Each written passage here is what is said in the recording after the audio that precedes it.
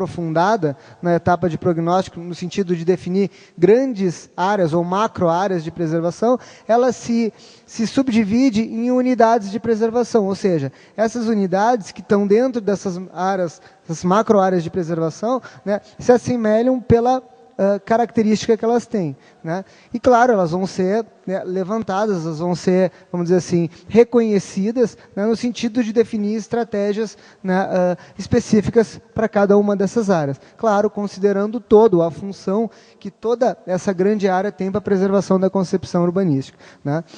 E, então, essas unidades de preservação, né, elas, a estratégia para definir isso, né, é o que foi comentado antes, ou seja, tem os instrumentos definidos pelo IFAM, pela portaria, né, no sentido de reconhecer esses atributos, né, e aí sim definir diretrizes para essas áreas.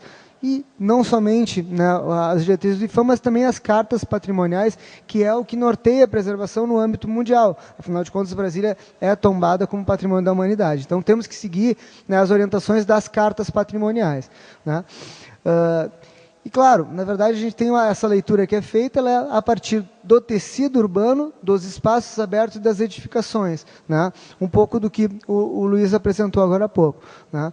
Então, como é feito isso? Isso é feito a partir de uma ficha, né, que a gente poderia chamar de uma ficha de inventário, onde se pode classificar ou reconhecer esses atributos em cada uma dessas categorias. Ou seja, relacionando a malha ou o traçado viário, como nós chamamos, né, o parcelamento do solo, né, como o solo é dividido, né, e a proporção entre cheios e vazios, ou seja, a proporção, né, de ocupação dessas áreas. Então é importante a gente reconhecer esses atributos, né, e no sentido de identificar, né, esses valores e aí sim especificar alguma diretriz de preservação. Com relação aos espaços abertos, o desenho, né, ou seja, a concepção do desenho de cada um desses espaços, né, o quanto eles comparecem, né, para a preservação, né, da concepção urbanística, assim como a vegetação e os caminhos, a pavimentação, que são, né, atributos a serem levantados, no sentido de também identificar se isso tem que ser preservado integralmente, parcialmente ou não tenha nenhum valor, né? E as edificações, obviamente, né, que também são marcos, né, que estruturam, né, vamos dizer assim, a preservação dentro, né, dessas subunidades. A gente poderia chamar assim, né? Ou seja, a volumetria, a forma dessas edificações, ou seja, a proporção delas, né, quanto elas comparecem para a configuração dessa imagem, a linguagem, ou seja, a relação entre cheios e vazios, as aberturas, né, o valor histórico que eventualmente alguma dessas edificações tenha, que é um patrimônio imaterial que também deve ser levantado, deve ser reconhecido, no sentido de, se não há um atributo físico, às vezes há um atributo imaterial, ou seja, algum acontecimento, algum elemento, né, histórico que torne, né, que agregue valor àquele objeto, né, e que se insira na memória coletiva. E os usos, obviamente, também, os usos também é um aspecto importante de ser levantado. Bom, a partir dessas fichas, que é um trabalho que se começa a fazer nessa etapa de prognóstico, né, ela tem esse sentido de definir esses níveis de preservação, seja nessa macroescala, que são essas áreas globais que já foram definidas e foram apresentadas anteriormente, sendo nessas subunidades, ou seja, nessas pequenas parcelas dessas macroáreas que vão compor, de uma maneira geral, os níveis diferenciados de proteção dentro da área tombada.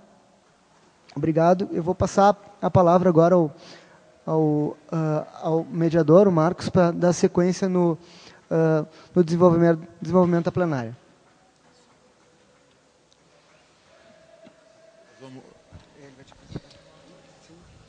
Nós vamos ouvir agora a apresentação do Décio Rigatti.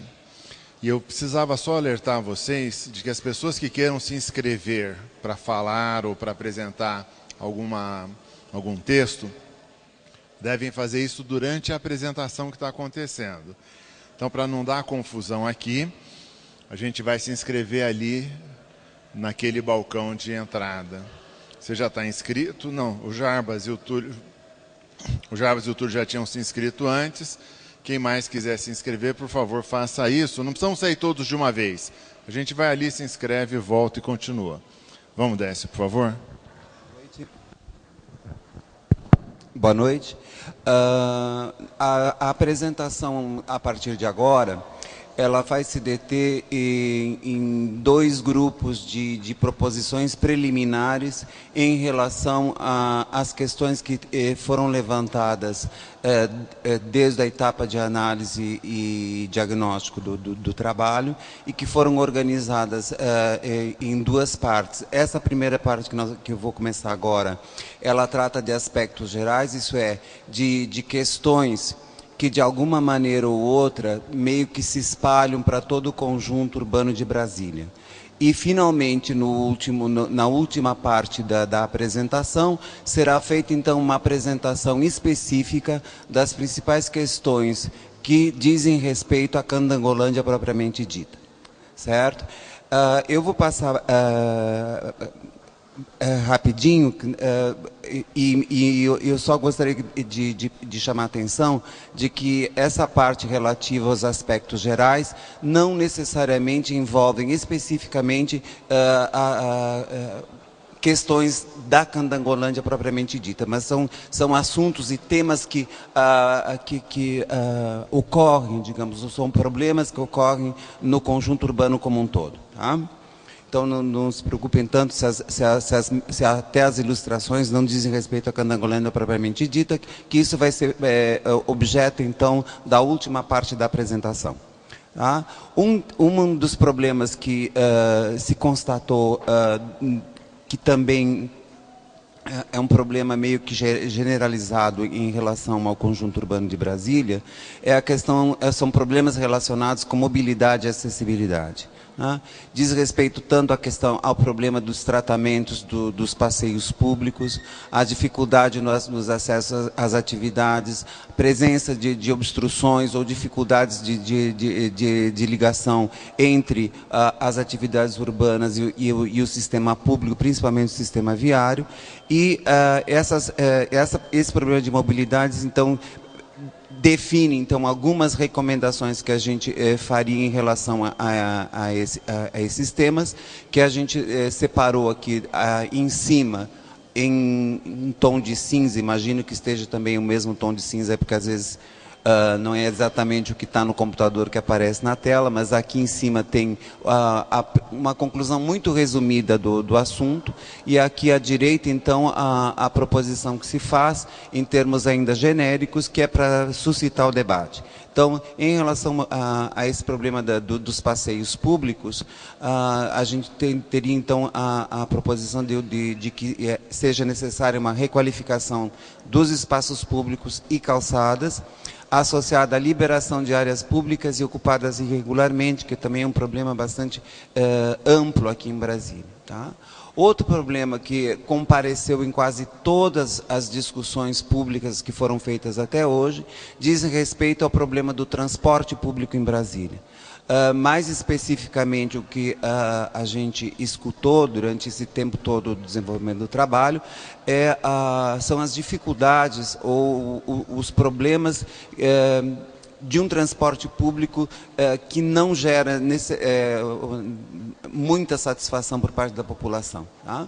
Então, o que se constata, então, em relação ao transporte público, também de uma maneira muito rápida, sem nenhuma profundidade dada ao nível do debate, é a dificuldade de implantação de uma política integrada de transporte público, e o fundamental dessa política integrada de transporte público é que ela consiga viabilizar a transferência dos modos de deslocamento privado, isso é, feitos prioritariamente por automóvel particular, para os modos de transporte público colocados à disposição da população.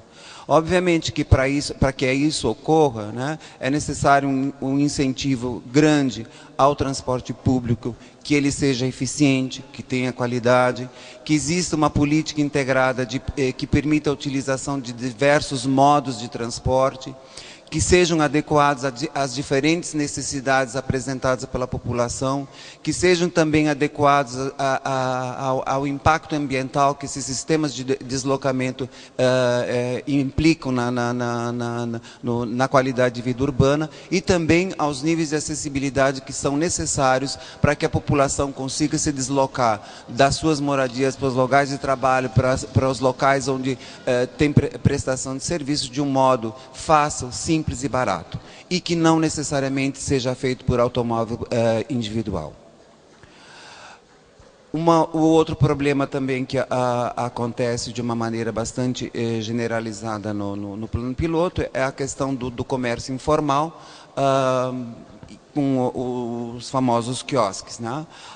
Bom, não necessariamente eles são um problema em si, que eu acho que muitas vezes eles resolvem problemas de necessidade ou da falta de equipamentos complementares em muitas áreas da cidade que apresentam usos muito rigidamente uniformes.